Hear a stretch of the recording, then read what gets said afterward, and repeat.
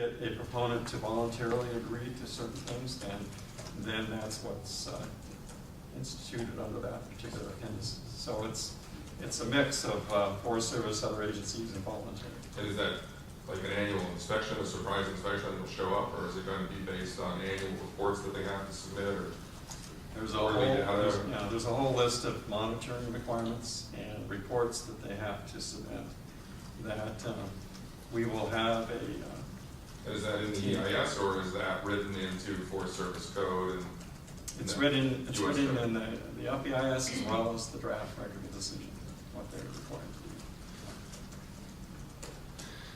Could you explain the difference between you saying that the project meets all laws and, you know, letters from EPA and they're concerned over how it meets the Clean Water Act and how those come together? Because it seems rather confusing to the public. On one hand, Forest Service saying, yeah, you guys are good to go on this side of it, but on the other side, there's a lot of concern about whether it does actually meet the Clean Water Act. I guess I can best characterize it that my job or my position is to make sure that they have complied with the laws and regulations that affect National Forest System lands. And EPA has a bigger look at things, and that they're looking at how it affects lands off the National Forest System, as well as the effects on the National Forest. And so we're working with all the federal agencies to have discussions about if there are further mitigation that might be required off the National Forest, that what might those be. And so I wouldn't characterize it that there's disagreement on what those mitigations are. It's just who has the authority to impose them and where they would occur. Could you please just re-outline the agencies that have to weigh in? You mentioned State of Arizona on water. What other agencies have to do an okay or a no-go? Well, there's a whole raft of them, and for me to try to list them, I would probably miss them. But you know, the federal agencies are represented here, a lot of them, BLM and Fish and Wildlife Service. We also have the Army Corps of Engineers that are participating with a decision as well, because they have to approve a 404 permit on this particular project. The National Park Service is concerned about effects on air quality in the national parks, and so they're a part of this. And so we have several federal agencies that are looking at mitigation measures, and then the state has a whole list of agencies that I could rattle off to you that are going to be required that Rosemont will have to get permits before they can actually start. Now, as I told you, from our permitting standpoint, it's that 401 certification that has to occur, but they really can't implement the project until they acquire all their needed permits.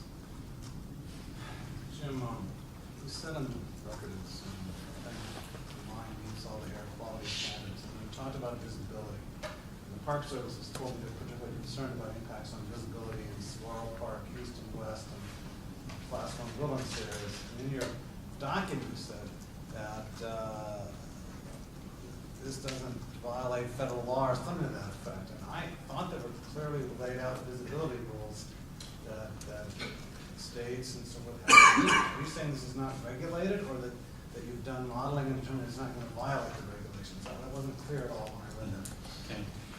Well, there's the Clean Water Act, which has regulatory, statutory requirements that we have to meet, and so we've disclosed that. Clean Air Act?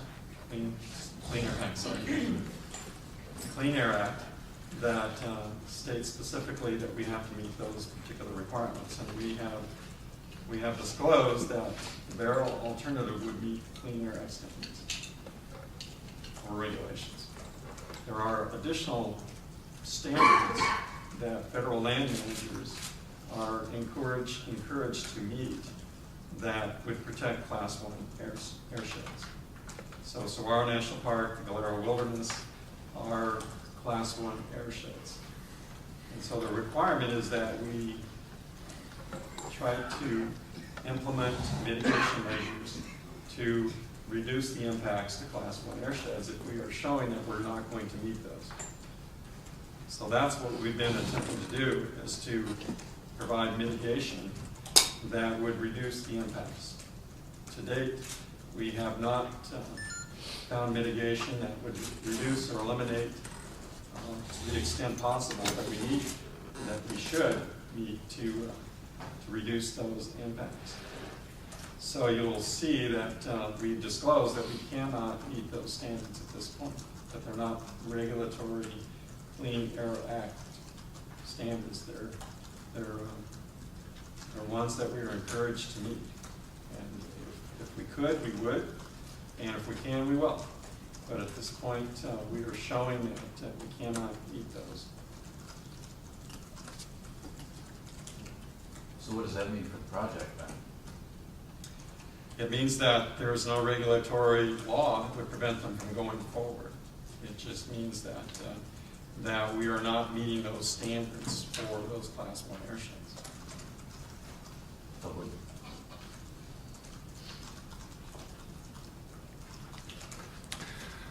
Could I ask a question of the BLM representative?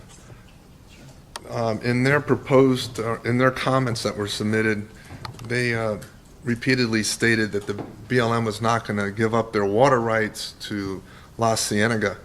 How does that play into this next phase of approvals, and is this something that the BLM sees as potential showstopper as far as the Rosemont project?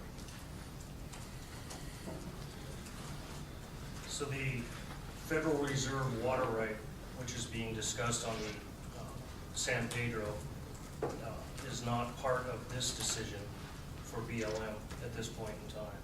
We have been in discussions. We are a cooperating agency with the Forest Service. We're going to continue that dialogue and that conversation. We're looking for that best balance of mitigation and impacts, just as Jim had mentioned. But as the water right to the Las Ciénegas, I can't comment on that right now. They were in the comments, though, and we repeated it 6 times in the comments about La Ciénegas. Those water rights was something BLM was not willing to give up. It said you would fight for them, it said you will protect your water rights. Are you now saying you're not going to protect the water rights?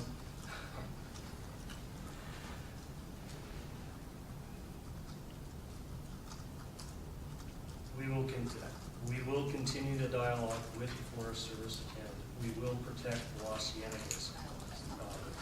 How this affects the Las Ciénegas and the monitoring and mitigation, we're going to continue to let the process proceed.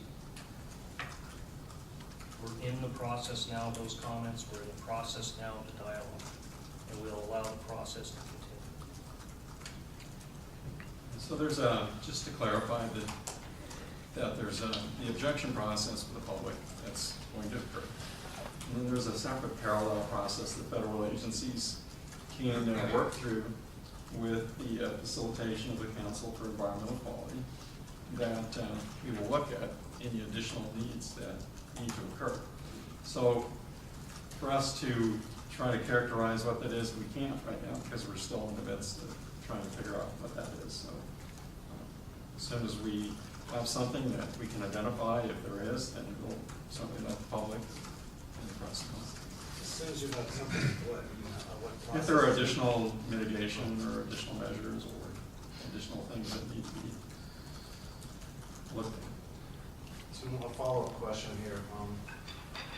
You, in response to your comments, the Forest Service made some revisions in the final EIS compared to the preliminary final EIS that came out in July. And you had sent some comments in expressing some additional concerns and raising some additional questions and wanting some change. Has this issue been resolved? Have they resolved all of BLM's concerns, or do you still have outstanding concerns as things now stand? I think right now we're in a pretty good position with the Forest Service. We're continuing to have some discussions, but we've made a lot of progress in the last 2 or 3 months on the concerns that we had voiced in the last couple of years. And so that conversation and dialogue's continuing, but I think we've made some really good progress. The resource specialists at BLM are pretty happy with how the mitigation and the monitoring conversations are going. And I think we'll continue with that dialogue. But They have addressed quite a few of the earlier concerns that have been voiced over the last several years. Again, we're letting that process work and let that process continue. What is the process? What do you, that's bureaucratese for what? What do you mean? Well, I think what Tim's referring to is that parallel track that I was talking to you about, that we're going to continue to have discussions with our federal agency partners on any particular mitigation that might need to be done to further mitigate this project. So I don't like the word process either. It sounds very bureaucratic, but it's just getting the group of folks together to discuss and having CEQ help moderate that particular discussion. When you say CEQ, so this could get referred to the Council on Environmental Quality in Washington and have it hashed out there? Well, that is a step that would happen if agencies can't agree, but we're not at that point at this stage. Is there a timeline for this process? This collaboration, this folks getting together? Well, there's a regulatory time frame for agencies to elevate a decision, but the Forest Service again is cooperating with these agencies to make sure that that time frame doesn't interfere with the discussions. So, Can you tell us what that timeframe is? When I don't know at this point because we haven't set it. Will it start at the end of when the final ROD is issued, or? The regulatory timeframe starts with the issuance of the notice of availability. But again, we have been cooperating with the other agencies to not have that be an obstacle or obstruction to working through this so that we can come to an agreement. You said that the regional forester can ask for changes. There's been time clocks established for every piece of this process. Does that create a whole new set of time clocks, or is that open-ended? The one that I was just referring to? No, the different one. So you have the 45 days, and then maybe the 30 days. Mm-hmm. Do any of those requests for changes have to come in with that 30 days? Is that the maximum number, or can that be an open-ended until the MPO is changed by Rosemont? Well, the objection process is limited to 45 days, so that's the time period that the public has to object, and that can't be extended. The resolution period is also statutory, so that 45 plus 30 is the regulatory time frame. Now, the resolution is open-ended potentially. I mean, there's no time clock that I only have 1 day or 2 days to amend the record of decision to do something. So it depends on what the resolution is as to what the time frame is. So if the regional forester says, I'd like these changes to the MPO, you start negotiations with Rosemont, you come to some agreement, that period could take however long it takes. Correct. Back to Davidson Canyon and La Cienega again. I'll try to do this the last time. In the BLM